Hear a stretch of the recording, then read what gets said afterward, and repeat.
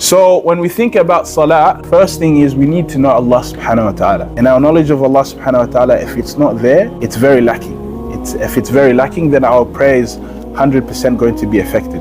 The second thing that we need to think about is, like Muhammad, he mentioned wudu. And wudu, just like we need to know and understand Allah subhanahu wa ta'ala, wudu is a prerequisite of the prayer. Unless we have wudu, you can't pray, right?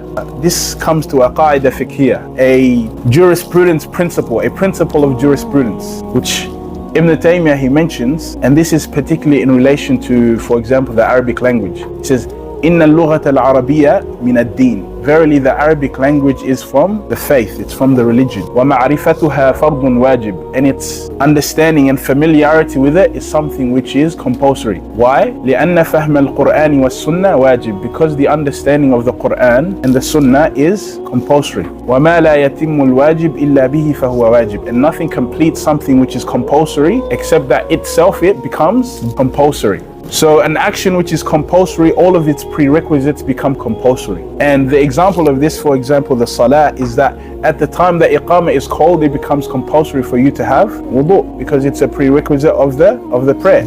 So after knowing Allah subhanahu wa ta'ala, we have to know the prayer itself, and we have to know what the prayer is. We have to know what we're saying in the prayer, what is meant by what we're saying in the prayer.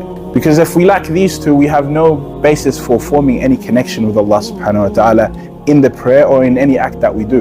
And this, for example, sometimes we say things, but we don't know what they mean. And this is very dangerous. And it limits anything that we can do. One of the old philosophers, Ludwig Wittgenstein, and he was the student of Bertrand Russell, he had a statement, and I really always liked this statement, I'll put it somewhere. He was saying that the limit of my language means the limit of my world. That means as much as you're limited by your language in your world. Like maybe you speak Bengali or Sinhalese or something, concepts that you can understand within that language, I'm outside of it, I'm not going to be able to, understand those same concepts in a similar way.